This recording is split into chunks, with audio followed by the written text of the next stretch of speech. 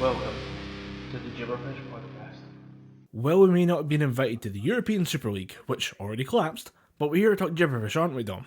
It was our year, man. We could have took that Super League. It was there for the taking. All we had to do was beat AC Milan, Inter Milan, Barcelona, Liverpool, Chelsea, like 6 other teams, and then maybe you could have been listening to the only podcast with a European football trophy hanging in the background. It would have been pretty interesting, I think. Now I'm pretty sure we can just buy the trophy for about 20 quid. They're not using it. I wonder if they made one. This is interesting. I don't know if everyone's aware of this, but this was a football league that was designed to be a big kind of summer, I guess like a summer blockbuster of football, where instead of just having the usual Champions League football, in which the winning teams of various leagues from around Europe compete against each other, you would just have a natural list of 12 teams that helped found the league, and then like an extra, there was going to be another 3 that were to be announced, and then another 5 that would be rotated in from various leagues around Europe. But this would be a special invite-only summer league that was going to take place, and it was announced that 6 of the teams would be coming from the English leagues, and then the fan backlash was so harsh and so brutal and so non-stop for 48 hours, the league collapsed in on itself after all the English teams left. And you love to see it, to be honest. Yeah. It was the, from what I've seen on Twitter, it was the initial, you know what, these teams aren't doing well in their own leagues, let's make our own league. Wait, what do you mean people don't like that? Well, we're fucking doing it. Oh shit, they don't like it, we won't do it. It was strange because they're all pretty decent teams. I'd say the European teams were better than the English teams that were involved in all this. But there was a lot of those English teams that have kind of drifted down in the last couple of years to that mid-card area where they're not used to being. They're used to playing top-tier championship European football. And I think at some point, some of the people behind the scenes realised, because we're losing out in this, because new teams have an influx of money that's granted them the ability to buy top-tier players and just push themselves up the board by the sheer weight of their wallet, they were losing out on like a continual income over the years, and they realised that if they didn't do something drastic, they were going to, in the long term, drift out of relevance in English football. And then all of a sudden, out of nowhere, they form a league, removing themselves from the Champions League, being sanctioned by UEFA, FIFA, their own like national leagues, in pretty much all of the nation states that were involved in all this, and being torn to shreds by their own fans. And funny enough, when you're getting that much shit thrown at you, it doesn't last very long, does it? Yeah. It was the biggest backpedal, the biggest dropping of guns of all time. Yeah. Well, I say all time. Well, Over the past 5 years. My brother, who is a much bigger fan of soccer than I am, has described it as possibly one of the biggest periods of upset in English and UK football history, and like almost to the point of the formation of the leagues themselves. Because before there were the leagues and all the official players and stuff like that, it was just people kicking stuff around in a park, and then like he says that it would have been the same type of seismic shift in terms of what football represents in the country. And that was the interesting part. I did a dumb joke about this, but you would have we had the Prime Minister giving a COVID speech about the plan for the summer, how things were going, the vaccination rates, and every journalist that I could see did the same thing. First, Mr. Prime Minister, would you please comment on the availability of Jags and the currently worsening situation in India before it became what it is now? And then also followed up with, but sir, what about the football? I'm like, you can't put football and COVID on the same plane. But during a national briefing, that was how we were conducting ourselves. That's how fucked in our head we are about soccer. I think that's kind of emblematic of news as a whole right now. It's, of course, top of the list is vaccines for individual countries, followed, almost in the same distance by the worsening situation in India that we all wish to get better. And then it's, Superman might be black. A man finds a 5-inch thick hula hoop in his packet of hula hoops and other useless shit like that. Man finds £10 and trousers goes and gets Greg's. That's the kind of shit that's making the news right now. Yeah, and people wonder why we're turning away from normal media, normal news in droves. It's just the younger generation is sick of seeing headlines of, "You won't believe what you'll find in your couch." I'm like, yes, it's my fucking couch. I know exactly what I'm going to find in there, you fucking dicks. Stop making listicles. What? Listicles. It's lists and articles combined. It was the glorious invention of, well, probably someone did it before them, but it's what made BuzzFeed kind of famous. And that worked out so well for them. It's good to know that there's a name for that kind of thing. Listicles. I mean, normally I just call it trash, and I just basically can't see it. But yeah, it was referred to as listicles at one point. I assumed that was just clickbait garbage. Yeah, So- that's one term for it. That's the Scottish pronunciation of it. It's a weird state of affairs, man. Absolutely weird state of affairs.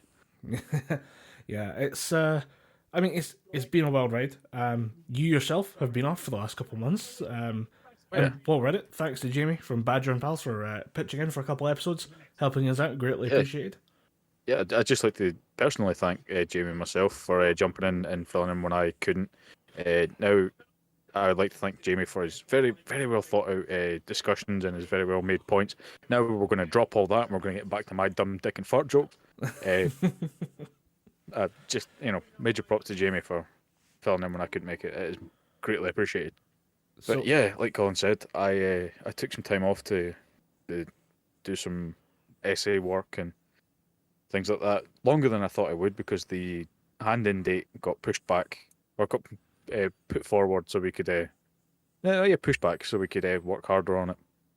So eventually got it submitted. All happy to do that. But what kept me going through it was listening to quite a lot of podcasts. Listen to like I said, Jamie and Colin doing the episodes of Gibberpish. But I started listening more to the Scrubs podcast, Fake Doctor Show Friends. I'm now up to date on that. And still jealous. They've not been doing the podcast thing as long as we have, but they seem to be better at it, motherfuckers. Goddamn people with talent. We'll fucking show you, Yeah, sons of bitches. motherfuckers. Yeah, we'll bring the podcasting level back down to our level. Stop raising the bar, you pricks. You can't fight us down here. This is our home turf. You think you're an ally of the podcast? We were born in the podcast, molded by it.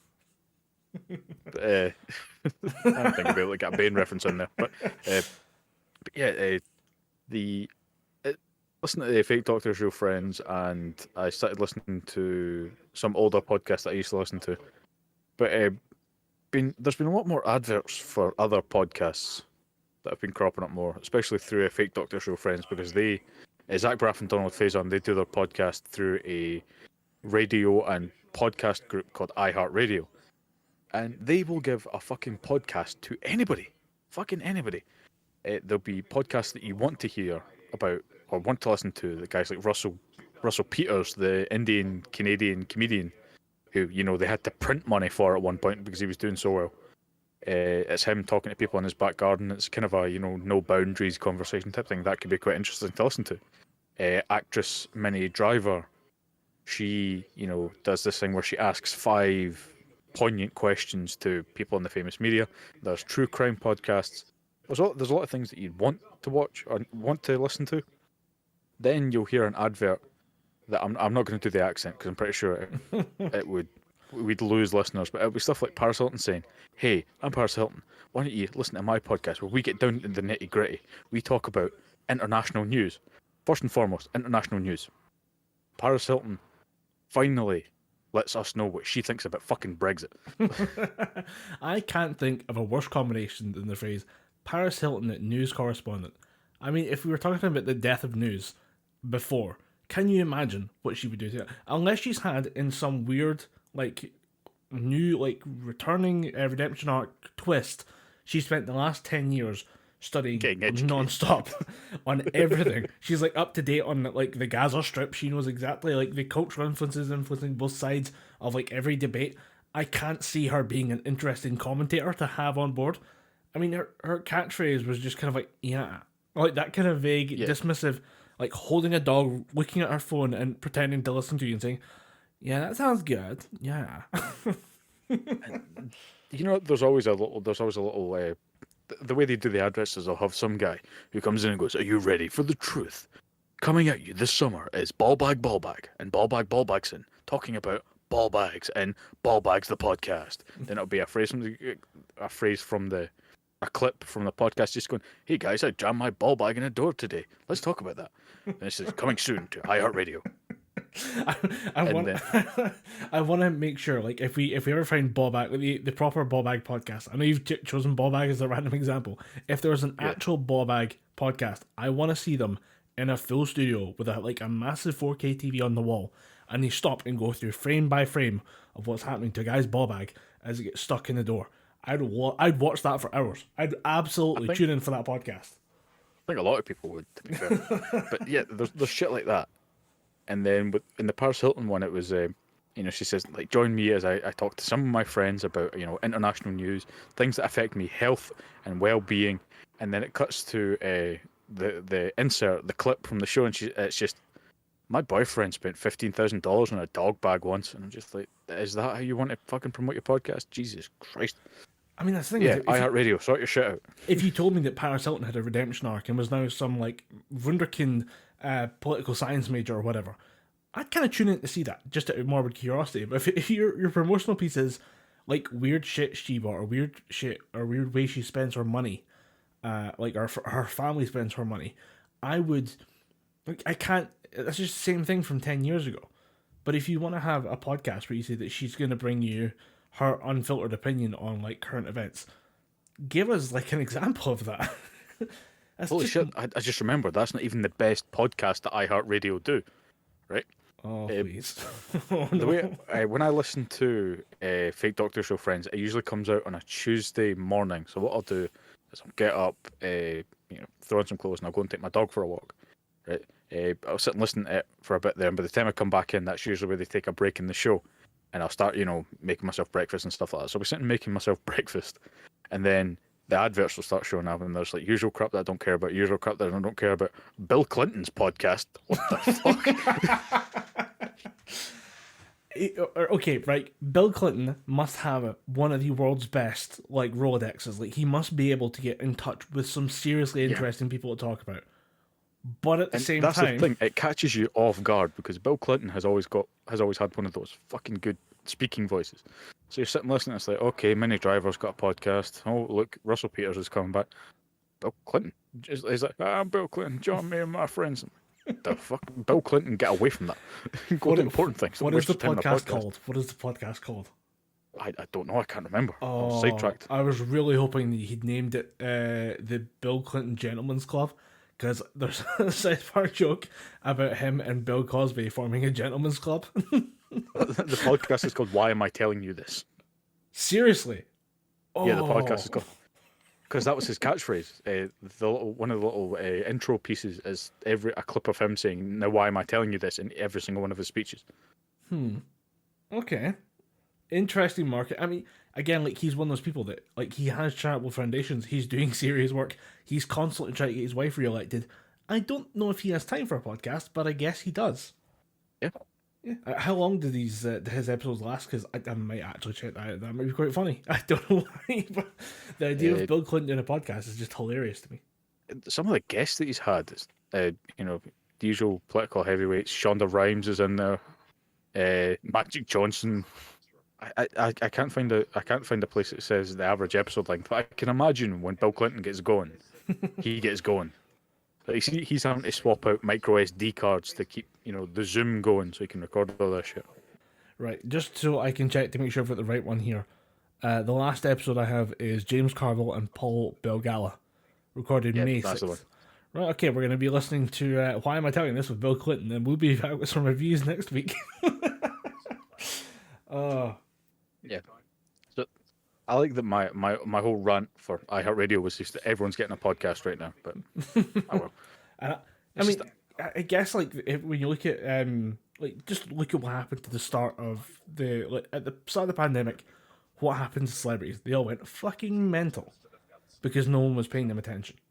They couldn't get onto film sets. A bunch of feral children. Bunch of feral children singing Imagine into their iPhones and then saying, "Hey guys, we healed the world." And the response from the public was, "Fuck off." And I think that if you give people the chance to talk out their ideas, maybe you can see a bit more of like what's behind the actor, the politician, the musician. And I think that's maybe where the idea's coming from. And it's maybe they've seen stuff like Joe Rogan stuff, the other comedians' podcasts, but those are naturally entertaining people. You can't help but laugh your entire way through an episode of Two Bears One Cave. Yeah. I mean, I'm listening to a lot more of the Honeydew with Ryan Sickler, and it is fantastic. He just has these weird people on and says, "Hey, tell me about your life. Give me the bad stories from your childhood that make you into who you are." And he just has this great way of just teasing a story out of people. I mean, he had Steve-O on, and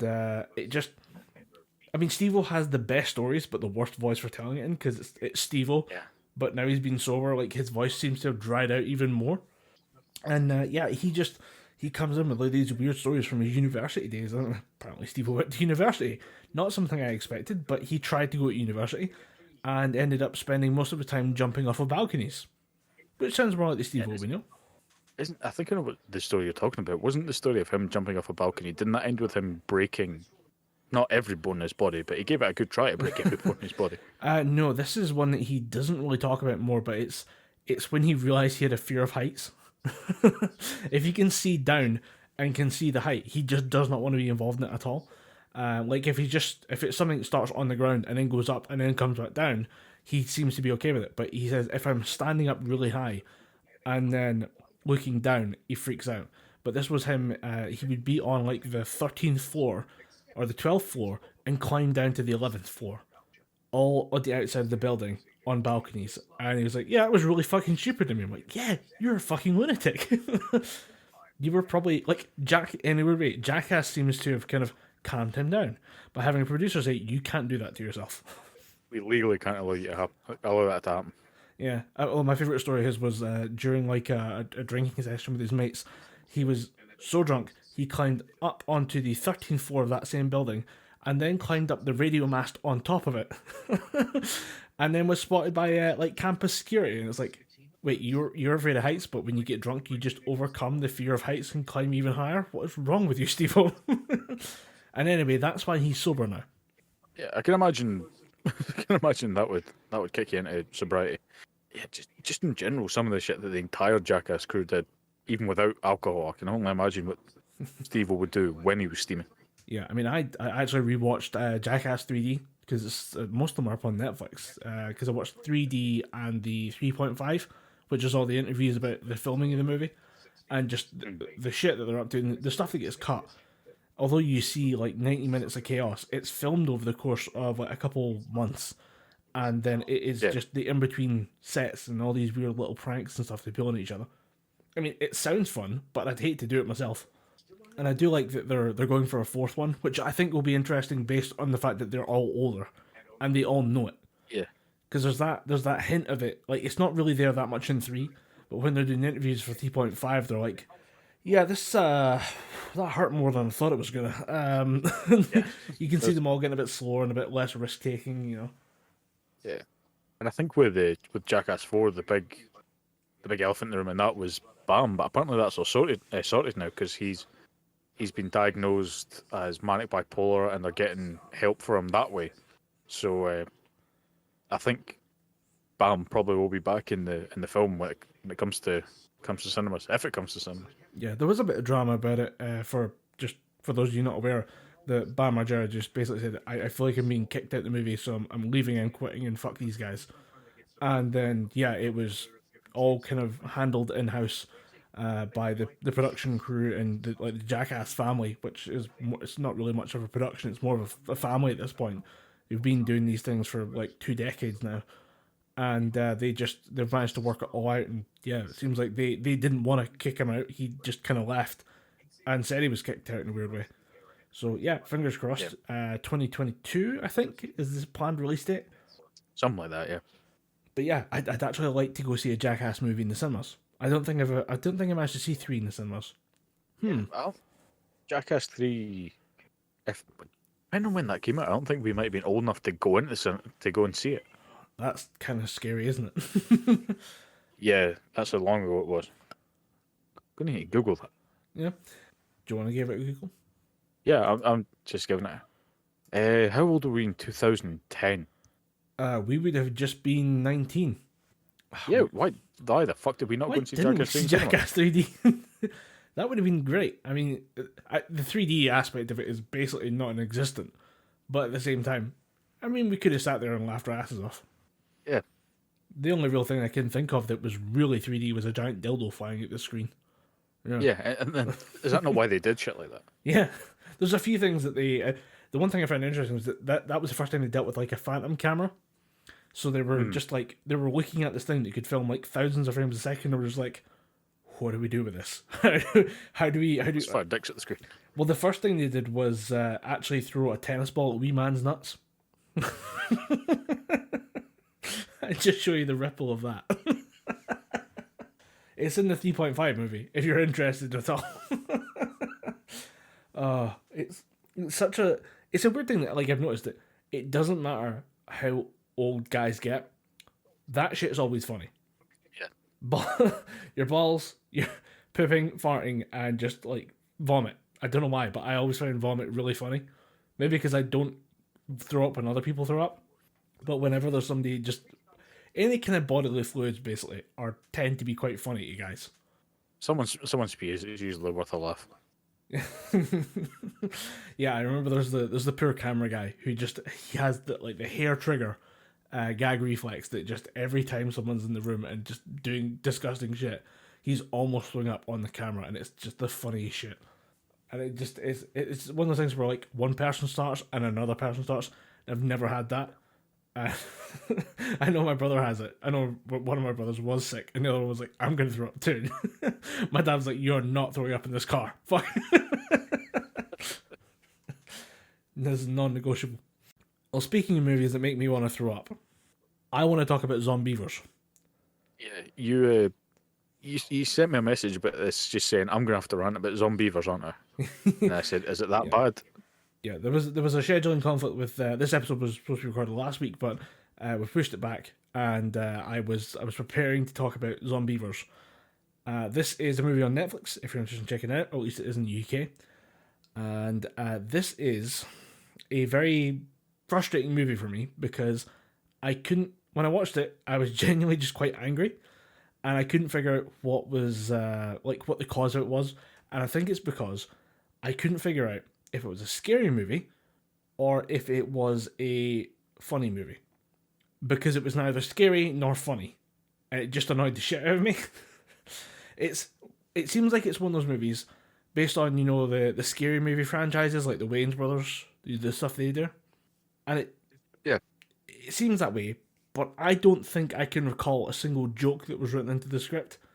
There's a few like movie references. There's a reference to Die Hard that's the closest it comes to a joke. You have also noticed a couple references to, I think it's The Birds by Alfred Hitchcock, just based on like people boarding up windows, and a nice little dolly zoom shot in reference to Jaws. But I honestly can't figure out what the purpose of the movie is. So I mean, if you're going to watch this, I take no responsibility because unlike other stuff we'll be talking about later on, I don't recommend this film. You just kind of have to force yourself to keep going, and it is a great way of using Netflix's 1.5 speed mode, just to try and get it moving faster, so you don't have to sit there for as long as it takes to watch the entire fucking movie. Bill Burr makes a cameo for some reason. Why not? I mean, I guess he's got to get acting gigs somehow. Yeah. He shows up to do a bit of banter with John Mayer, just for like at the start and end of the movie, and I mean, I think when I'm watching this movie, I'm just thinking of all the other better horror movies I've seen, rather than a zombie movie involving radioactive beavers.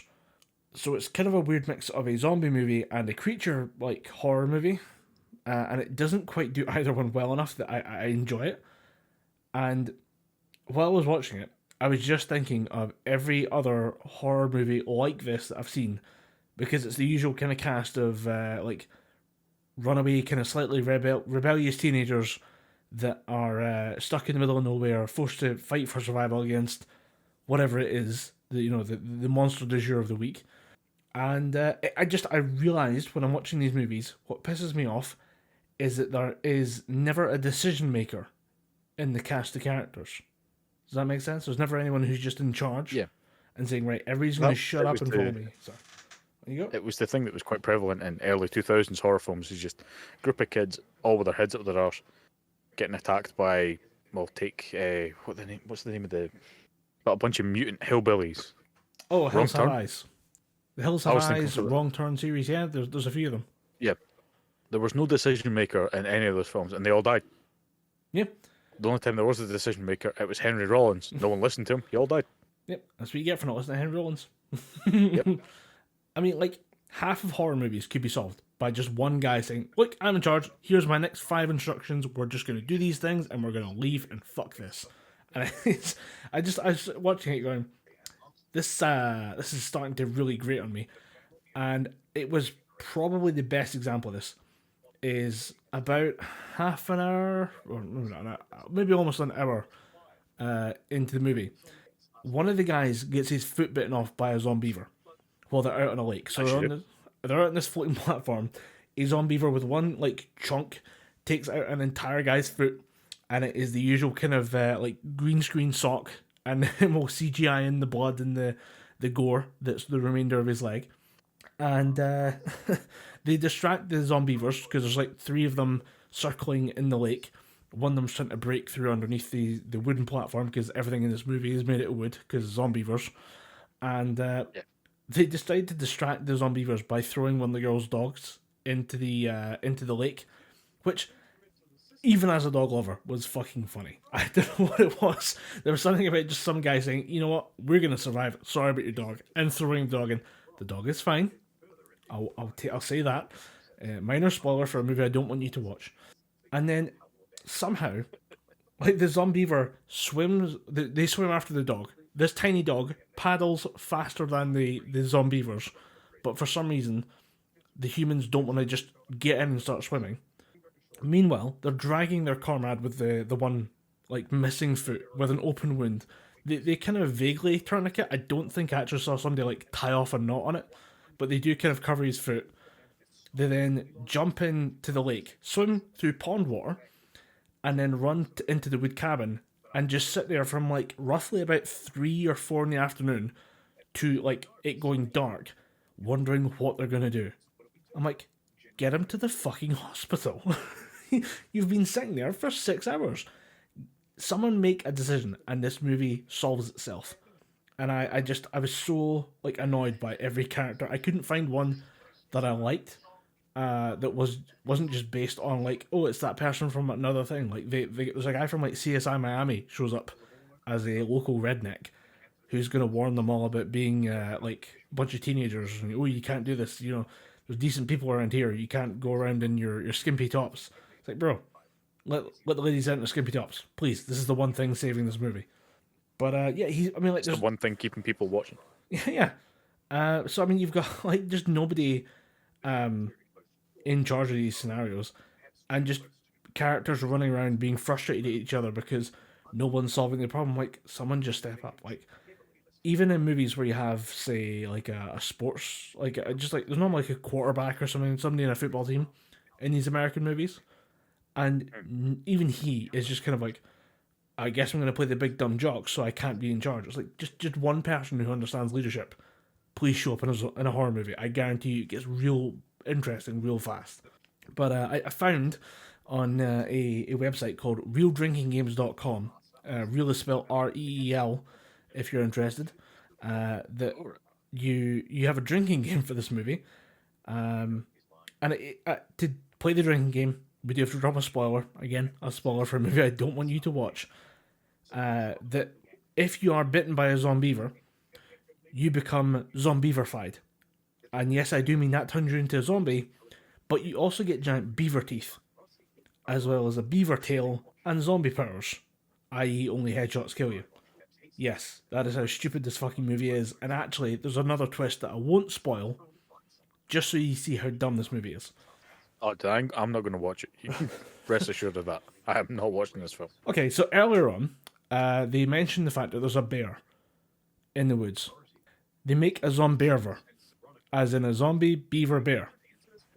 And I called it from about a fucking hour out. I was like, that bear is going to be a Zombeaver by the end of this movie. And it shows up at the end, try to flip a car, and I'm like, I fucking knew it! I should have written it down. I should have just had my own drinking game. But yeah, from realdrinkinggames.com. Drink when someone dies or is Zombeaver-fied. A beaver breaks through something. A sexual innuendo or joke. That, by the way, will be the majority of the start of the film. Like the first half an hour, you will be shit-canned. Nudity. There's a decent amount of that. Jump into the lake. Wireless signal or phone line is mentioned. Because they do actually do the thing of, oh, we're modern millennials. Oh no, we don't have phone lines. What are we going to do? We're out in the countryside. We don't know what to do. Someone find a redneck with a gun. Someone is attacked by a Zombeaver. Or there's a gunshot. Finish the drink when a dog goes for a swim with the beavers, i.e. the thing he talked about earlier. Yep. And finish the drink when Jen finds out who the girl in the photo is.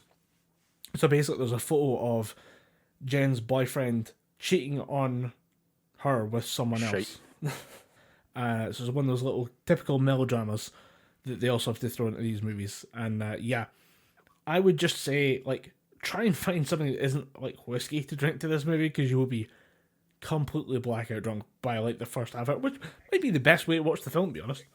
With Coca-Cola or something like that, and you'll still be shit-faced within 10 minutes. It's sugar high all the way through. Yeah. And yeah, I mean, it's a weird movie because I'm struggling to think of a way they could have fixed it. I think it's so fundamentally fucked that I just can't figure out where it's from, or what it's trying to do, really. I think it's because it's maybe one of the first movies made by a guy who mostly did stand-up comedy filmings. Like, he would film people's like hour sets for Netflix and stuff. And I don't think he had a solid plan going in, or he was just handed a shit script and was like, I guess I'll try and make it work. But it's weird that they do, for the Zombeavers themselves, there are some cool shots, like when they're in a field and you just have a shot of all the reflective like parts of their eyes, like staring at the cast from out the dark, even though it's quite clearly like just hundreds of little dishes. Like, it's not CGI in a sense, like they've used a practical effect, but you can tell it's not like a decent looking eye. It's just a tiny mirror that they've just stuck in the ground. And there's a lot of times when it starts off with the beavers being like a puppet, which is funny, and then you have scenes where you have them doing the puppet with a bit of CGI, and there's a few scenes where the beavers are entirely CGI as well, and I'm like, just pick one and you'll be fine. It doesn't matter which one, just pick one of those three options and you'll be fine. I mean, I referenced the birds earlier on, like for just because we have animals like attacking through a partially boarded up door, and one of the best scenes that you get in the movie is a bunch of the like people trying to fend off the Zombeavers, moving from like a full strength like swinging attack, like to just try and hit the Zombeaver, but then when they actually get into like close quarters with the animals, because it's clearly a guy's hand in a beaver puppet, they're just kind of flailing at it so they don't hurt the guy's hand. It's the most ridiculous like full swing lead up, and then just kind of like tapping the Zombeaver puppet on the head to try and fend it off. And it happens with knives, baseball bats, a pool cue at one point, and I'm like, could you please just like, yeah, somebody has to lose a hand. Just make it convincing once. Just make it convincing. There's a pretty good practical piece of kit they have when they actually just cut one of the Zombeavers in half with a fire axe. That's pretty cool. But beyond that, it's just so irredeemable as a movie, and I'm trying to think of any. It must have just been like a test, just for the director to try out something new. I can't recommend it at all to anyone, even as somebody who watches a lot of garbage. This was beyond the pale for me. Yeah, I had a kind of similar experience with. I don't think we've spoken about it on the show. WandaVision or Falcon and the Winter Soldier. We haven't spoken about those at all, have we? No, we haven't. No. No, I can recommend WandaVision, but I'm not sure if I could recommend Falcon and the Winter Soldier. Interesting. There's a couple of good fight scenes, some really good story points in both, but it's just the villain in Falcon and the Winter Soldier to me was so boring, and we were meant to just kind of chalk a lot of what she does up to a MacGuffin in the show, Right. which in Falcon and the Winter Soldier is super serum, super soldier serum. The whole point of the character is called Carly Morgenthau, and she is the MCU representation of a comics character called the Flag Smasher. And the Flag Smasher was just your typical kind of, you support the American flag, I want to break America, that kind of shit. He was just a big mustache twirling villain back in the comics. But in the Falcon and the Winter Soldier, she is the leader of a group called the Flag Smashers, who are rebelling against basically the government's trying to re-establish themselves after the blip, or the blip, the disintegration, Thanos event, whatever the hell they call it, the giant salt and peppering. The great, everyone just the becomes great salt dusting. pepper. The great dusting. Because there was people that people disappeared 5 years ago during the event. Their homes, jobs, and things were repurposed by people that were still alive. Then those people came back, and they were treated kind of like second-class citizens. They were put into camps. They were told that they were going to get handouts from a group with just such a lovely name. I think they were called the Global Repatriation Agency. Right. And it was literally just all about helping people that came back after the blip. And so Morgenthau's whole thing is, governments have only fucked us over. We unite the world. We destroy the Global Repatriation Agency, and we put everyone back on equal footing as we were before the blip. We make the world better, that kind of thing. But what they expect you to just kind of brush off is the fact that she fights Bucky, a super soldier serum enhanced individual with a not adamantium. I wish it was adamantium.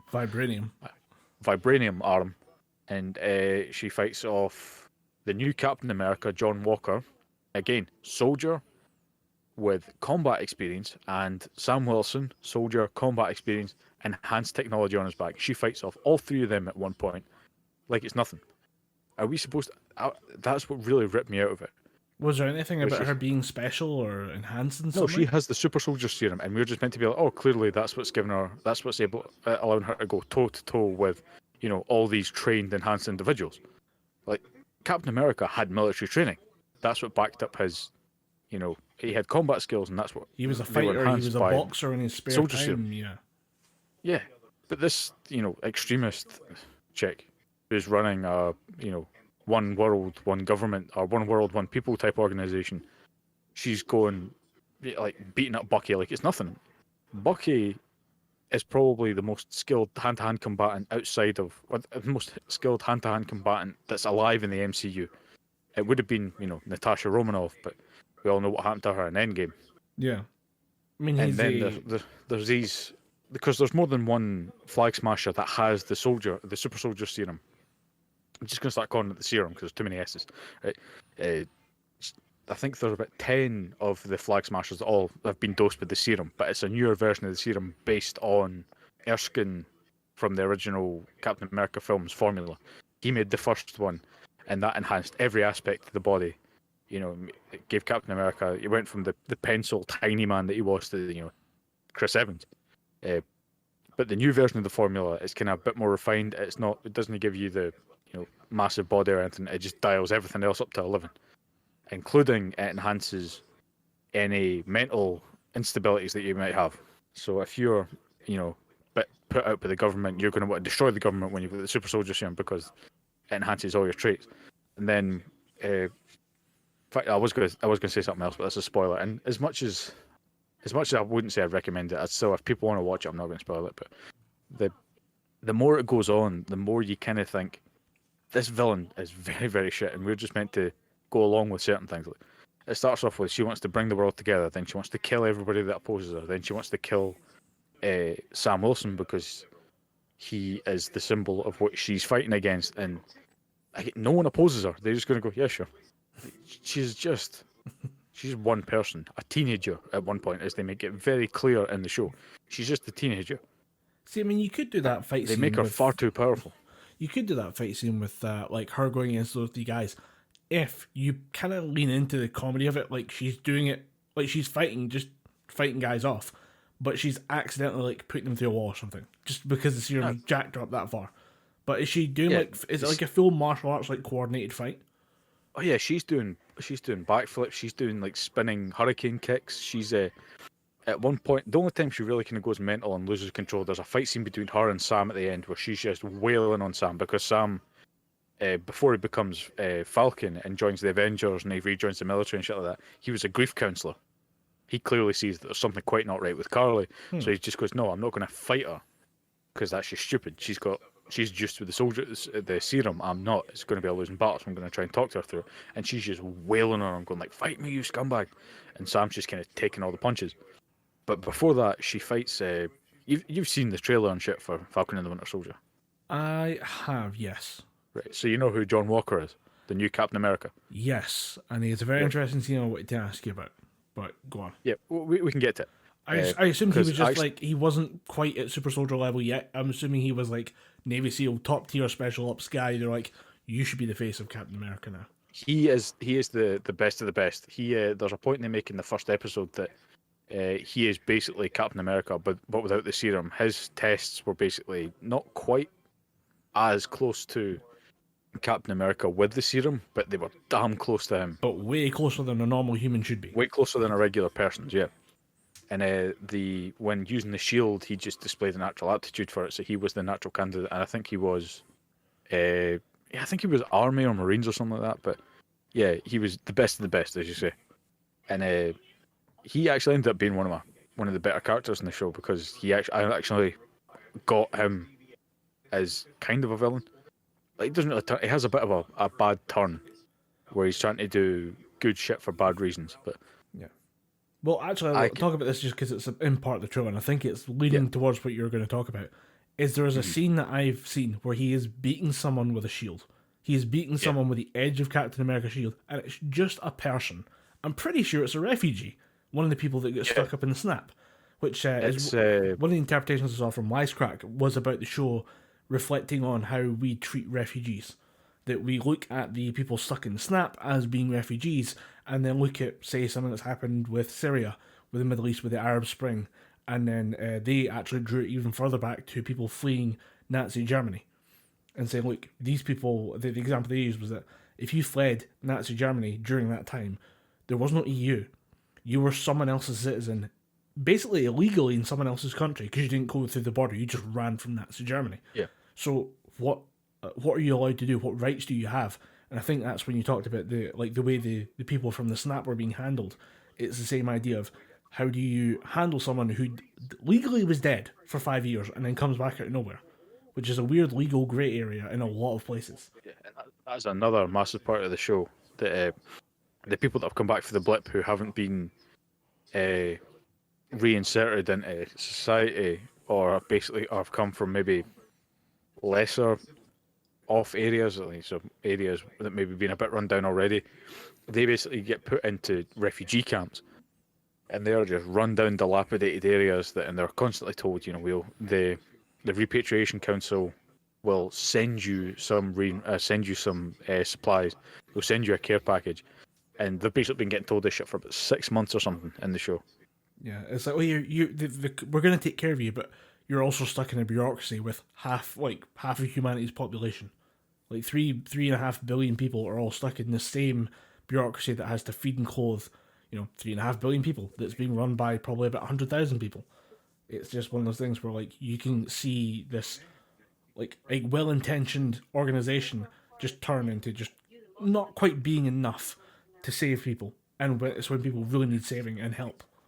Yeah, but they're also the same group that when gifted Cap's shield by Sam Wilson, because of course, as you can guess, a lot of the show is Sam Wilson thinking, "Am I worthy of the shield? I know Cap gave it to me, but I don't think I'm not Captain America. I don't think I could make the choices that Steve Rogers made." And of course, there's the heavy subplot of Can America accept a black Captain America? And they introduce a brilliant character called Isaiah Bradley, who was the original black Captain America, as you find out, who literally went through damn near everything that Steve Rogers did, but because he basically wanted to go public with his story, they threw him in jail for 30 years. I did see that mentioned in a clip where they say, "Look, I want to be the real Captain America," and the country turned its back on me, and I was like, "Well, what's that? That's Yeah, not going to be good." they threw him in jail. They did experiments on him to figure out why the super soldier serum worked, and eventually, to get back to any kind of a normal life, he had to declare himself dead. And he actually, I was kind of by the end of it, I wasn't really interested in Sam and Bucky's story anymore. I was like, tell me what that guy went through. I want to hear that. I want to see Isaiah Bradley's story. Yeah, and But I can imagine Marvel, the way they're dishing out the TV shows, they'll probably give some kind of Isaiah Bradley spin-off or something like that. yeah, and pretty bold of them to put a little reference to the Tuskegee experiments in there as well. Yeah. That's pretty fucking grim. It's one of the big boy topics, really. I don't expect Marvel to really drop that in there. So I'm quite impressed by that. I mean, this, from what I've heard, is for all the all the Marvel stuff is basically just on this weird kind of fluffy, popcorn chewing level that you can't really sit and think about it too much. It's not really worth that much attention. But then every now and again they drop in this little like real pieces of thought into the movies and into the series. But this is, from what I've heard, this is the most politically savvy version of a Marvel film since or a Marvel property since, say, what was it? Captain America, Winter Soldier? Yeah, the second Captain America film. Yeah. But even at that, as a collection of 6 episodes, I feel like it could have at least been 2 episodes short.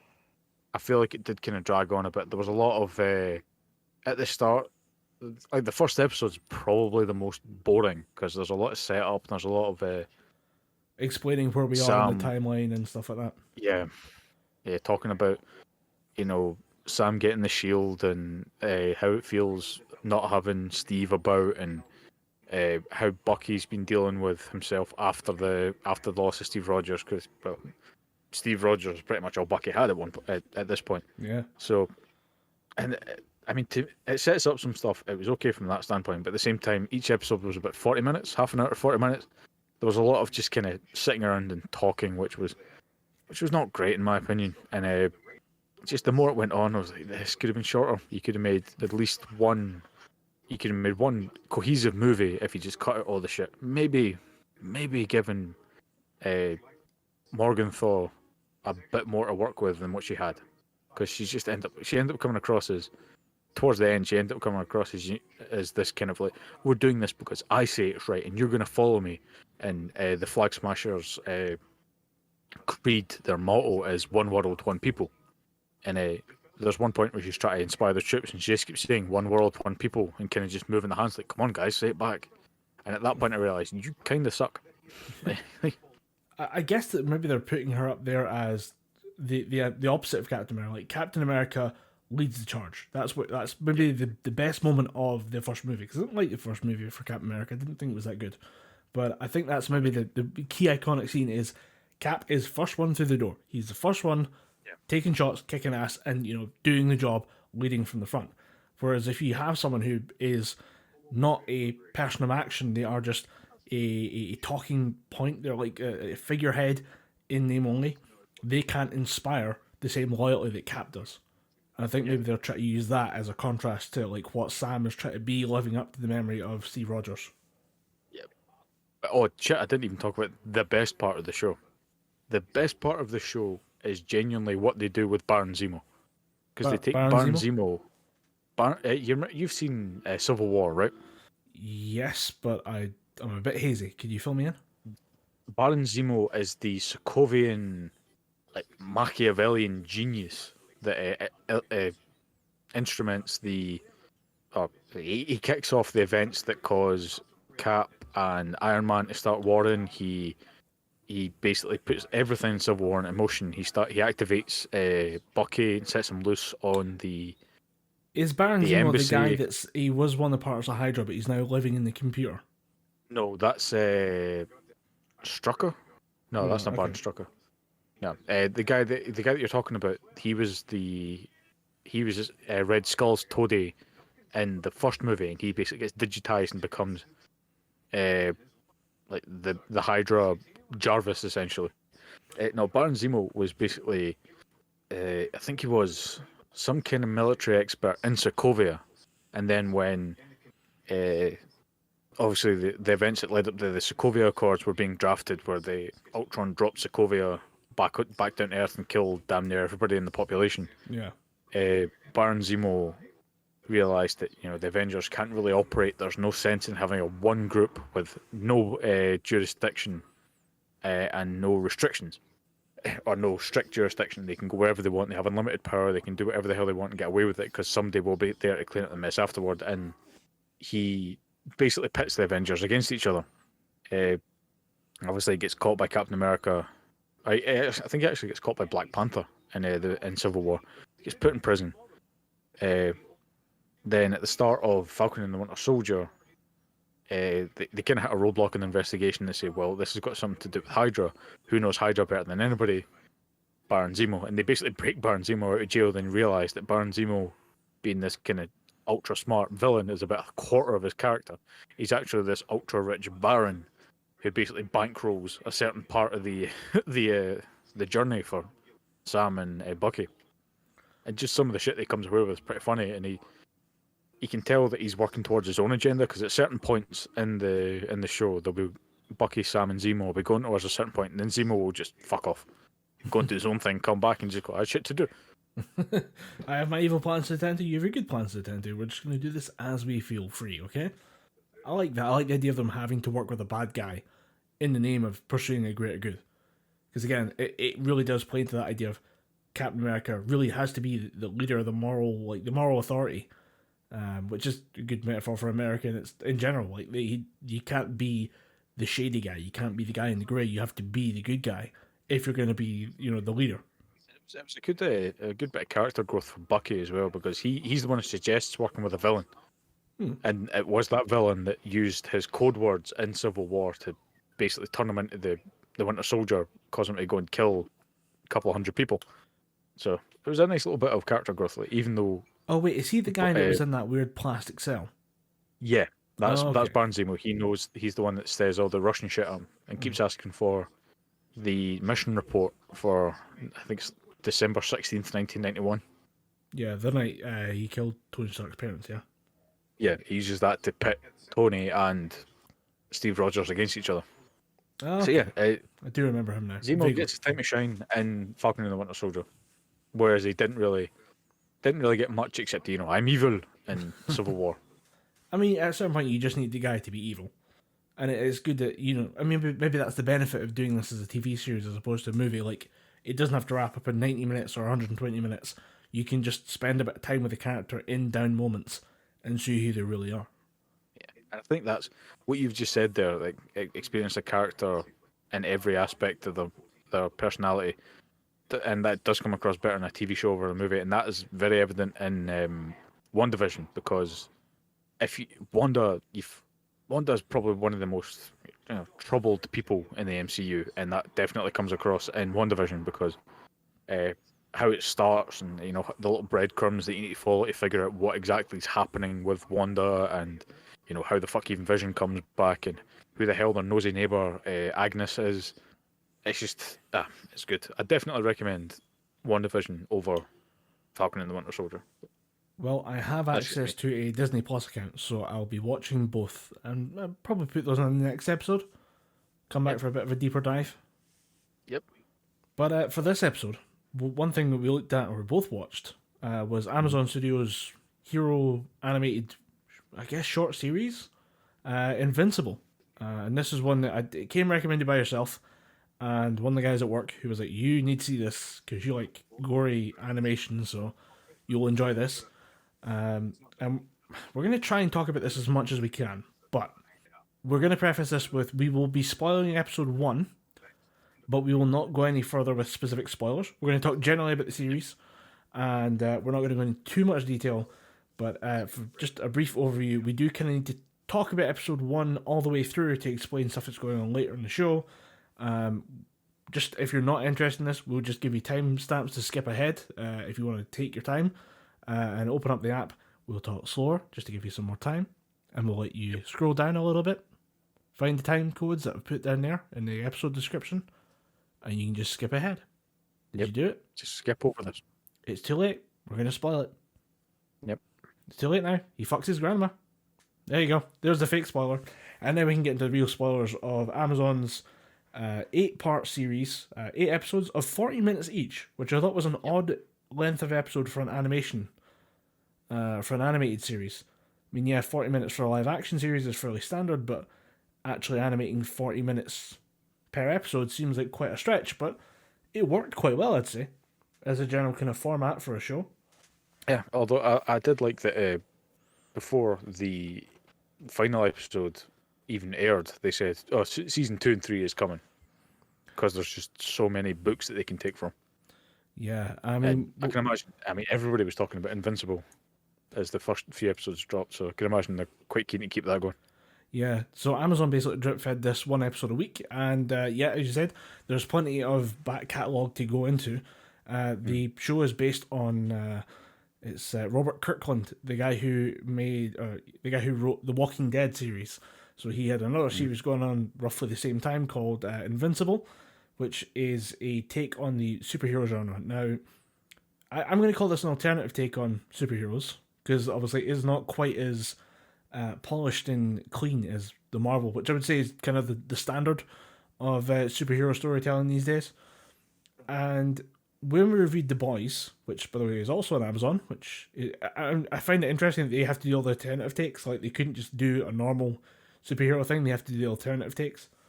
I think they must be pissed at that. Like, they don't get to just have an easy superhero thing, they have to write it like 3 layers deep. But I mean, it makes good television. I mean, we said that you could watch The Boys as someone who loved superheroes and someone who wants to see them kind of dragged through the mud a bit. I can't say this about Invincible.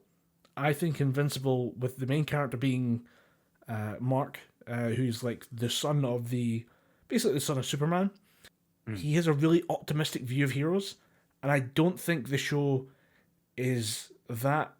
It doesn't do that much to really betray that. I mean, you get some pretty impressive fight scenes and very gory and very messy fight scenes, but up until like the later episodes, you won't see anything that isn't just kind of stock and trade like superhero genre stuff. Yeah, I'll agree with you on that one.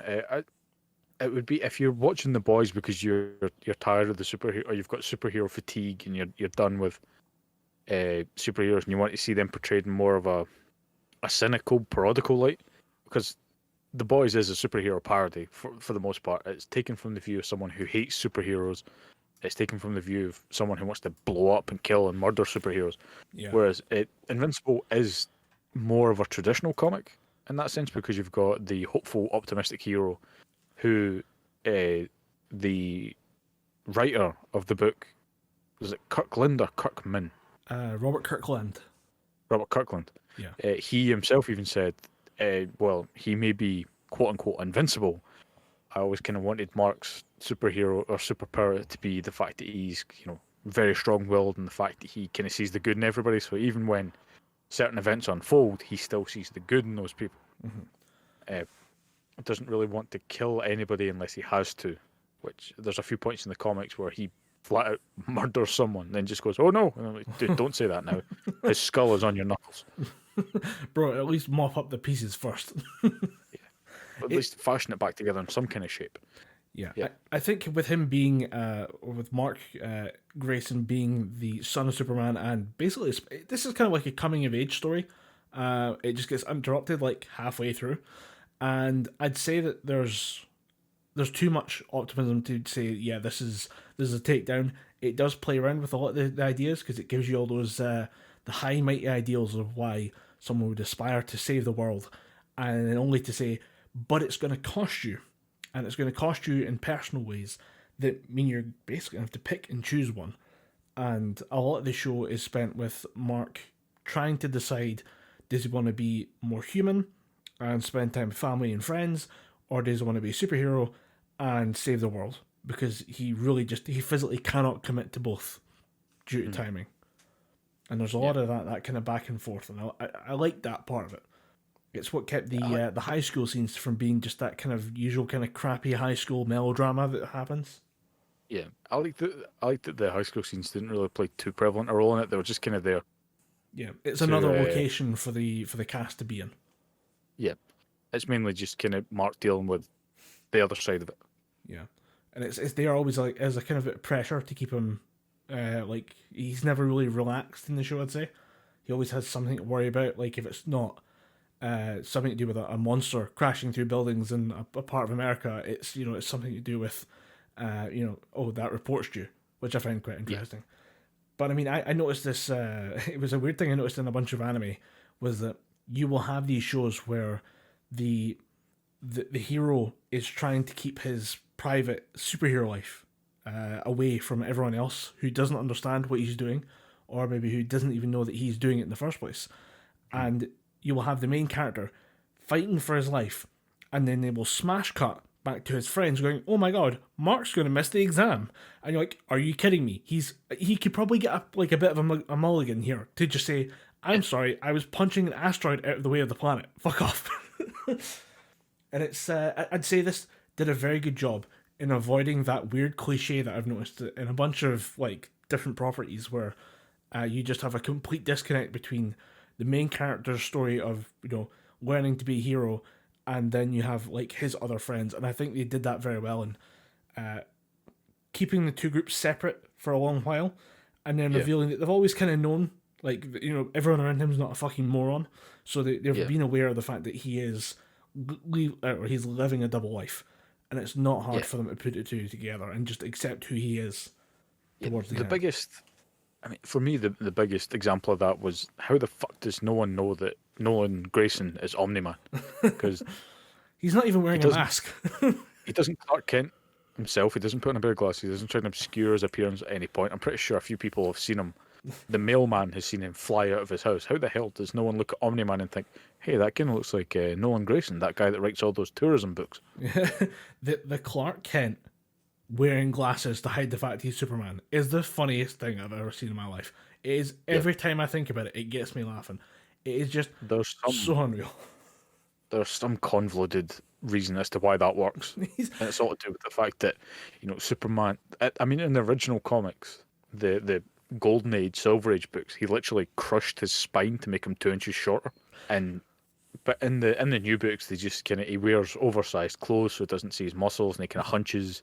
And apparently the glasses he never makes direct eye contact, so no one can really see his face. So there's a whole bunch of dumb shit that explains it, but none of it makes sense to me. You can't really hide the fact that you just have a random journalist who's like a 6'4" jacked linebacker who just kind of hangs out and types his little notes and gives his wee reports, and then mysteriously disappears during his lunch breaks, and then comes back. How do you get so many good pictures of Superman? I don't know. Just right place, right time, man. At least Peter Parker had to struggle to pretend to not be Spider-Man. Like he can hide that a little bit, but Superman is because he hides his face. But can you imagine being Superman just going? The office manager just going, "Hey, can I get another keyboard?" What, Kent? Why the fuck do you need another keyboard? Oh well, I was writing out a really good story about Superman. I broke my keyboard again. I don't know how this shit keeps happening. Can I get some of those reinforced pens? Because I keep breaking my pens. I keep accidentally putting my finger through the spacebar key. Yeah. How does no one catch on? Anyway, we're getting distracted by Superman.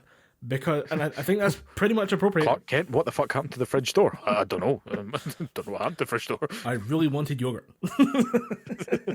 I was hungry. Fuck you, Janice. It's kind of appropriate that we get distracted by Superman, because this is the story of the son of Superman, or the son of, I want to say slightly better Superman. I mean, we talked a bit about how Superman is as strong as you need him to be.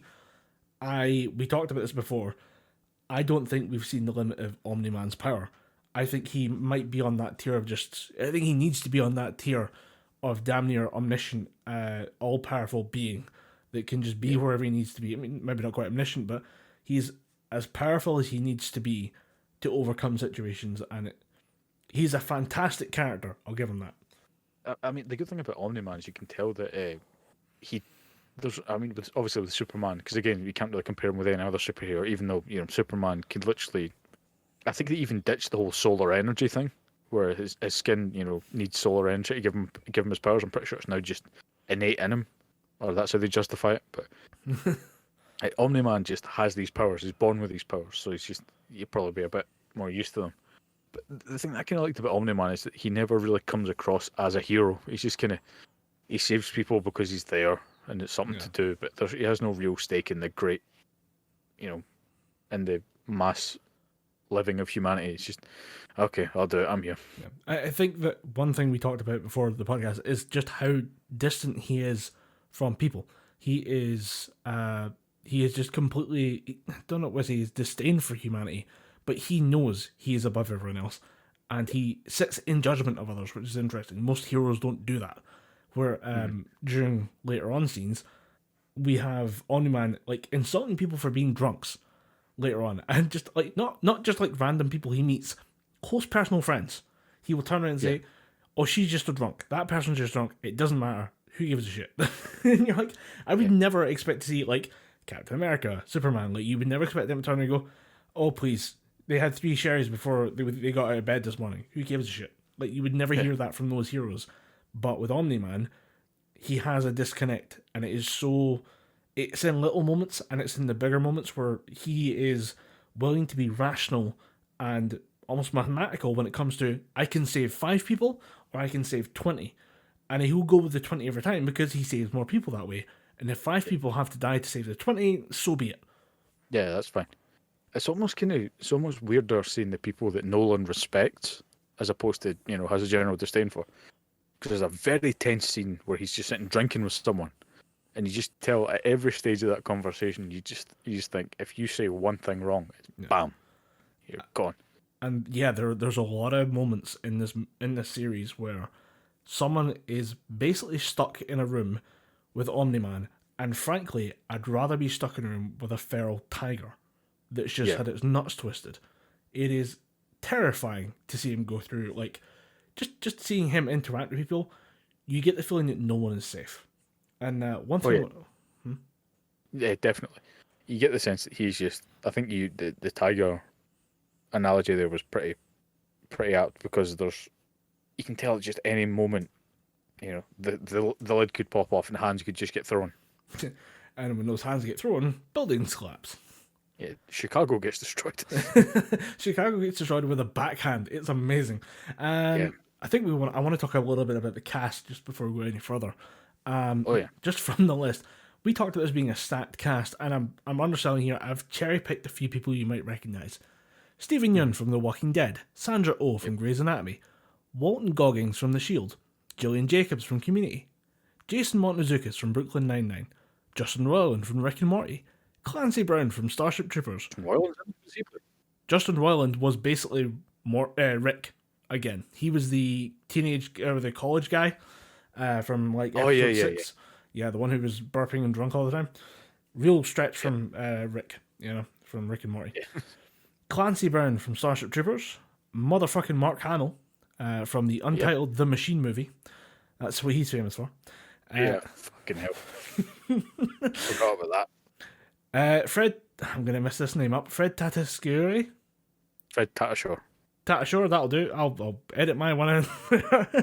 Who, by the way, has 811 acting credits on IMDb, and it's basically your childhood. You don't know it yet, but he's basically been in everything in your childhood.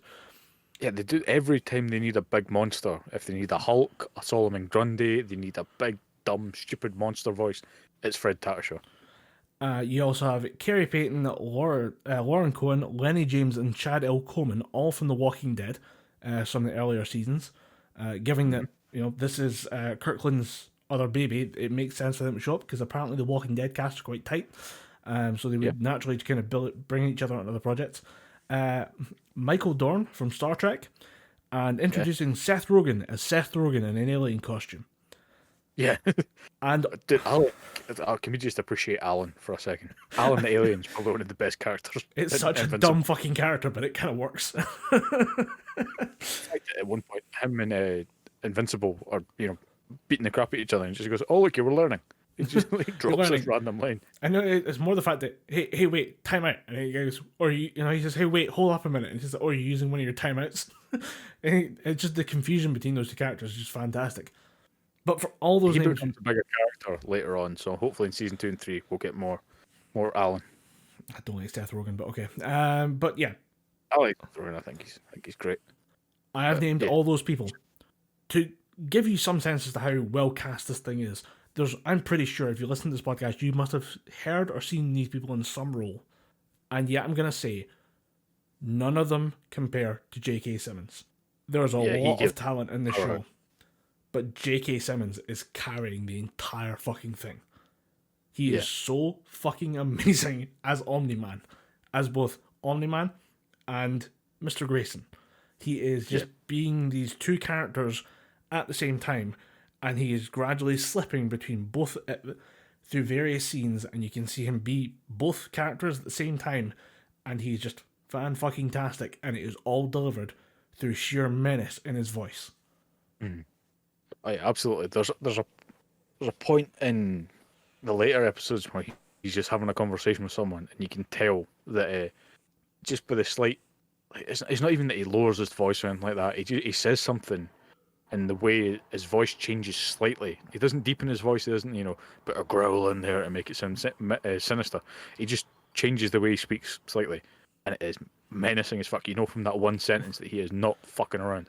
It's just little things like the change in pace and line delivery, like those little things, these little considerations where you can see he's slowing down, or he's speeding up because he's angry, or he's slowing to just kind of take in a moment and just think about everything he wants to say, what he wants to reveal to other characters, so that what they reveal tells him more than what he tells them. It's fucking amazing. And I had a real blast just watching him go through each scene. And I think what I enjoy the most about it, and I think we should just give the spoiler for episode 1 right now. Yeah, absolutely. Is that a lot of this is based on Mark, the young hero, learning how to be Superman from Superman himself, which is an interesting dynamic. It's not one you get to see a lot in these like coming of age stories. It's normally about finding your own path away from what your father what your father did before you. Having them sit down and do the basics, like kind of basic training boot camp for how to be Superman, is quite fun. And then towards the end of episode 1, we have the assembly of the Guardians of the Globe, which is legally distinct from the Justice League. That's all we really need to say. The line is real thin. It was like when you're watching The Boys and it said, here we have the Seven. And you're like, the Seven.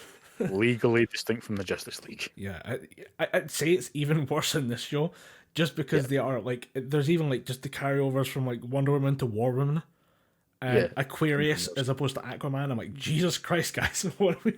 Red Rush as opposed to the Flash. I'm pretty sure instead of Martian Manhunter, it's just Martian Hunter. No, it's just Martian Man. Yeah, Martian. They just dropped Hunter off the end. And there's instead of Batman, you have Darkwing. Like, Darkwing is the most impressive as far as like an actual. I suppose the Immortal might be. I don't know if the Immortal has an analogy in DC, but technically, I mean, there's a character like the Immortal in DC, but he's a villain. So I always kind of took it as this is their Shazam, I suppose, but without the powers. Actually not far off it, although the costume is a bit more close to like Black Adam. But yeah, I see where you're going for with that one. But like, as this is the Global Guardians or whatever, the Guardians of the Globe, and don't mistake them for anything else, please. How did Robert Kirkland get that past legal? Seriously, I'm impressed. I'm almost impressed. I think he wrote The Walking Dead, and The Walking Dead was such a success that he just kind of slid it in there, and they were just, yeah, sure. The boys already did it, we're fine. Everybody cool? Everybody cool? Okay, we're cool. And the cool thing about the Immortal is the fact that he's Abraham Lincoln. Okay. I remember like there being the flashbacks for him in later scenes, and they explained that he was like a Crusader knight and stuff like that. But I must have like blinked and missed Abraham Lincoln shout out. Yeah, there's a point where he's sitting watching, like Abraham Lincoln died. He's sitting watching a play, and the guy appears behind him with a gun. It does explain the mutton chops, I'll be honest. Yeah, but the Guardians of the Globe are all summoned together, and they're all trying to figure out what they're being summoned for, who summoned them there, because they assume it's each other. And then out of nowhere, Omni-Man appears and murders them. It's not a fight, it's a fucking murder. Yeah. It's a murder that takes longer than 30 seconds. You do get one of my favourite scenes in the entire thing where the Immortal is looking at Red Rush, and Red Rush just speeds towards him and shoves him out of the way. And you see Omni-Man just boost into the middle of the room, and then everyone just kind of goes, the fuck is going on here? Then hell breaks loose. Yeah, and you get to see a very gruesome, not quite grey, but is a very kind of measured approach to how does Superman kill the Justice League? I mean, Omni-Man killed the Guardians of the Globe in as quick a time as possible using just raw strength. No laser powers, no nothing, no fancy tricks. How does he put his fist through the Green Ghost's skull? You know, how does that work out? How does he make that happen? And it is a feast, and it's going to catch you off guard. If you've not watched the show already, you really should have. But if you were not prepared for it, if you did not see it coming, you haven't had it spoiled for you by now, it's probably going to catch you off guard quite a bit. I found it very, very savage, and I liked it. It was great, but I was not prepared for how intense it was going to be. And it does a good job of setting the tone for a bunch of the fights that come up later on. Because as much as most of these superhero things seem to be quite one-sided affairs, when it comes to how do superhumans trade blows, this show does a fantastic job of showing just the raw carnage that takes place when you have people capable of like smashing buildings, hitting each other. Yeah, because there's a cool part where Red Rush is fighting Omni-Man, and you just see him, like, the first couple of hits don't even do anything. He just starts going faster and faster, hitting him in the chest, and obviously, like, blood starts showing up. Then you just see Red Rush's hands getting mangled, because he's basically just trying to fight a brick wall at this point. I caught that as well, that the hands, I was like, hey, the hands aren't bending the right, oh, fuck, they're not bending the right way, oh, no. Oh, buddy, put those hands down. What was the other one as well? Because there was a few, I really liked him punching through Green Ghost. Like him just waiting for her to phase into reality and then just saying, okay, punch time. I thought that was quite effective. The fact that he knew just how to beat every single one of them as well. That was the... Yeah, decapitating Immortal was a nice one. Does he not just... I think he just crushes Aquarius' skull. Yeah, and he ragdolls Darkwing, because obviously Darkwing is the Batman allegory, he doesn't have any power. But it's the bit with Martian Hunter or Martian Man, whatever it is. Yeah. He just sees the little brain orb thing floating about him as he's, constricting him, and just rips that out. Yeah. It's a very primal scene. Like, there's nothing... You expect there to be, like, big like moves or, like, set up techniques and all that, and it just comes down to Superman wants you to die, and he's going to do it using just his fists. And you'll see a lot more of that level of angry Superman in the future. And we're going to leave the discussion of like details of specific stuff after like this episode, just because we want you to see this again and just enjoy it for what it is. Because I think a lot of the show comes down to the mystery of the main question that's being asked by the Guardians of the Globe as they're being murdered. It's just them saying, "Why are you doing this?" And it's a key question, I think, as to what is going on, what is making Omni-Man do this, and how do people deal with the fact that Superman has just wiped the floor with the people who were supposed to be his friends. Yeah, and that is because they naturally go to he's being controlled by something. We need to stop him. Then there's the realization that he's not stopping. Mm. How do we how do we keep ourselves alive? And then they kind of get the one up on him for a little bit. Then the gloves for Omni-Man slip off, and he just goes hell bent for leather on them. Yeah, and I'd say a lot of this is actually figuring out what actually happened that day, because there isn't any footage of what happened from the Guardians of the Globe, or from them. There's no understanding. It just all of a sudden one day people find out the Guardians of the Globe have basically been wiped out, and the only survivor is a very battered and bruised Superman. And the show continues on from there with different characters investigating what happened, different characters hiding from what happened, and other people just trying to pretend it didn't happen, which I thought was interesting. And how does Earth... I don't know if you got this sense from Invincible, but did you get the sense that Cecil knew from the get-go, just didn't want to face it, or didn't know how to? I think he might have suspected it. Yeah. Cecil, by the way, is the head of basically kind of the government organization that handles and manages superheroes, and he plays a very key role. That's Walton Goggins' character, who is fantastic in this, by the way. You start initially quite distrusting of him because he is a government official in a superhero franchise, and then all of a sudden you realize that he maybe wasn't the good guy all along, but he was doing his best, and you kind of give him a little kind of nod of respect for that towards the end. And I find him very interesting as a character because it's very rare. I mean, we talk about like monster movies and how much it must suck to be the bureaucrat filling the paperwork to explain why a building was destroyed by Godzilla. And I think we both enjoyed that about Shin Godzilla, where you do have people stuck in the system trying to fight impossible odds. And I feel like Cecil is that character in the show. And he's very interesting. And I think he may have suspected it, but didn't want to say it out loud for the first couple episodes. That Omni-Man is the one responsible for the death of the Guardians of the Globe. Because we see it, but no other characters in the show do. Which is great. I think it's the key thing in this show is that it's very tense. And it's because you know what happened. Other characters don't. And other characters finding out. And it rocking their worldview of just Omni-Man or just Papa Grayson. You know, how do you explain the fact that your dad destroyed your heroes? Personally, you know? And I think having a character like Cecil there to kind of manage it all and react and try and organise the chaos that follows is a really interesting play. I quite like that as a character moment. Although, did you notice that his assistant looked like a character from King of the Hill? Yeah, he did look a bit like was it Hank Hill grown up? He just looked wrong. Like, he doesn't look like any other character in the show. I don't know what it is. There's something about him. I don't know. Maybe it's because he's the only one you don't see his eyes. I think he's just meant to be the kind of the grim tongue character that just the toady, the lackey, just goes along with whatever he's told to do, that kind of thing. Yeah.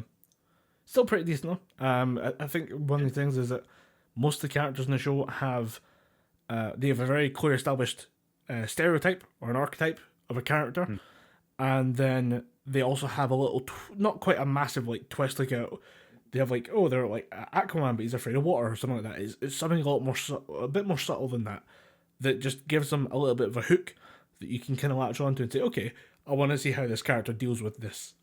Like Atom Eve, played by Gillian Jacobs, who for some reason every time I heard her say her name, I assumed it was Adam Eve. Or I think you're talking about the actress, because I've watched a couple of interviews based on the show right now, and she's always introduced as Gillian Jacobs.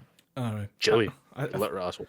Yeah, Atom Eve is what our superhero name is. Yeah, I heard it as Adam Eve for some reason every time. I don't know, maybe I just wasn't listening to it.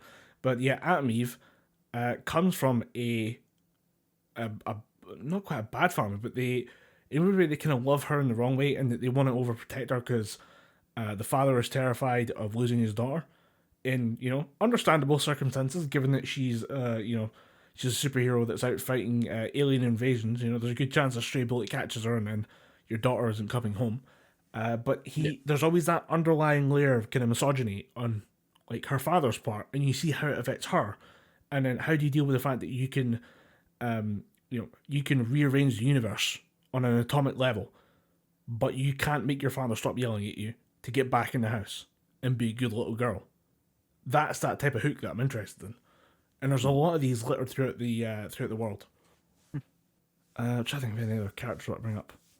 I mean, there was one character that I actively rooted against, and that was there's a character later on that, in fact, no, that's spoilers, but if you've looked at the voice cast, there's a character played by Ezra Miller that I was actively wanting to get his head kicked in. Yep, I know exactly the character you mean, and he is well acted, but at the same time, you're going to hate every moment he's on screen. And it's a testament to a good acting job that, not that familiar with Ezra Miller, but he seems alright, and yet he can play a complete dickbag. Mm. So yeah, you'll see him when he pops up, because this is, with it being an Amazon series, they have built in all the IMDb like trivia stuff. So I had to stop myself from like pausing the show to go and just check stuff. And I mean, when you have a cast list this big, I had one screen up with the show itself, and I just had another one with a Google Chrome window, just going through the IMDb page and just checking out who every character was, just because I was fascinated by who was playing who and who was giving what performance. And they also have all the trivia about like the movie or the audio that's getting played. I actually text you to say that I'm a big fan of the use of Run the Jewels in the soundtrack for the show. Yeah, specifically for the Mauler twins, the Yeah. giant blue super genius twins. That whenever they show up, it's Run the Jewels playing in the background. That was pretty cool. I can imagine that the guy who voices the Mauler twins, Kevin Michael Richardson, I can imagine him suggesting that, like, every time my character's on screen, I want those guys to be backing me, give me a soundtrack. And I never actually mentioned the Mauler twins. I mean, that's such a huge part of the show, is a pair of clone twins. Each one believes that they're the original. Both voiced by Kevin Michael Richardson. And I can't believe I didn't mention him. He's probably one of my favourite voice actors working right now. And giving just a great performance. Just, I say, there's a lot of talent on display here, and they're all doing a damn good job. And I highly recommend the show to anyone who hasn't picked up on that one yet. We've been very subtle about it. So, any closing observations on Invincible? Watch it, buy the comics, support it, and I really mean the support it part, because Amazon, while they bring great comic book shows to life on Amazon Prime, they have a bad habit of dropping it at the first sign of low ratings, because anyone who grew up in the 90s probably watched a cartoon on Fox Kids called The Tick. And The Tick was, probably the funniest superhero on TV at that time. He had nigh invulnerability, and, was just this big, loud, bombastic superhero. There was always attempts to make it turn it a live-action show. So they did the first iteration, I think, on... I want to say on Adult Swim, but it probably wasn't Adult Swim. But we'll say for argument's sake it was. He did a live-action version, potentially on Adult Swim, and it was Patrick Warburton that played the Tick. It was all right. It didn't really do too well. But then it eventually came to Amazon Prime. They had Peter Serafinowicz from Shaun of the Dead play the Tick. And it was a really good show. And it only lasted 3 seasons, before Amazon just dropped it, saying, unfortunately, we're cancelling this show, giving no real reason as to why. So that has got me terrified for future seasons of Invincible, because we're guaranteed seasons 2 and 3, but there's 144 issues of Invincible. The good thing is it's a complete run. Yeah. They've finished the Invincible story. It ends surprisingly happy ending for a comic, which is rare to see nowadays. But do you know roughly how far... There's a lot of source material. Do you know roughly how far the series has gone into the source material? Just so we get 11 issues. 11 issues for 8 episodes. Okay. That's 130 episodes. Maybe not even 11 issues. I think we might have gone 8 issues. Oh, okay. That is a bit worrying. I mean, they're obviously padding stuff out, and there's a lot of stuff to establish and get going in the first couple of episodes, but that's not a great conversion rate, I'm not going to lie. I'm hoping we get as far as we possibly can with this, because it's an enjoyable world. The animation's good. Later on, fight scenes are just absolutely fucking mental. But yeah, I mean, I'm interested in characters in the show. That's kind of impressive, given that, we all are pretty much done with superheroes, allegedly. To have a new set come in and then just go, okay, you have my attention, please go on. I'm impressed by that. So yeah, I'm hoping that we get a bit more of this. Hopefully seasons 2 and 3 do a lot of, make a lot of headway. Yeah. Well, there's 117 issues, as I'm finding out just now. But I think, I want to say that the big finishing scene happens maybe 11 or 12 issues in. So at least there are 10 issues through the source material. But they have moved things around. They've brought certain things forward and changed it up a little bit. But I think relatively they are sticking quite close to the source material. That's good. So, for today's showstopper, I have a tale. We've gone from tales of intrigue and complicated plots to just disgusting decadence, I guess. So originally is from Business Insider, and it is a basically translation of a story from the Jakarta Globe, and basically it was about the fact that a teenager in Bali, or Bali, I guess however you want to pronounce it, was caught in a field one morning having sex with a cow. Now obviously, That is a complete fucking shit show and a bit of a mess, and not what anyone expected to find first thing on a Friday morning. However, this was followed up by probably the weirdest solution to that, because, in most places, the solution is throw that guy in a fucking jail and let the criminals sort him out. The circumstances in Bali, however, is a bit different, because this man, named, and I'm going to get this wrong, Nagura Alit, who was 18 at the time, unemployed youth from the area of Ye Mbang in Jimbrana, was caught basically standing naked behind the cow. This was seen as not only just horrific criminal activity, but was also seen as bringing in evil demons into the town, which, understandable. Clearly no sane person would do this, so someone that may have invoked the devil to make this happen. He basically said that, yes, he did commit the act, but he believed the cow was a beautiful young woman who'd wooed him with flattering compliments, which is an interesting take on why you fucked a cow. So, in response to this, the town decided that they had to cleanse the village of the unholy act and forced the man to marry the animal in a wedding ceremony. His mother, during this wedding ceremony, collapsed because her son is marrying a fucking cow. And then, as part of the ritual, to finish cleansing the evil spirits out of the village, they then drowned the cow. I don't know which part of the ceremony I find weirder, the fact you're marrying the cow or then just throwing it into the river to drown it. And I was like, this is just unreal. And then it comes up at the end, they also then had a ritualistic drowning of the man, so they kind of rebaptized him, I guess, to help cleanse the evil spirits out of his body. I'm like, this whole thing is just terrifying for me. I can't... I was left stunned just to think that one day you wake up and you're like, and bang that cow.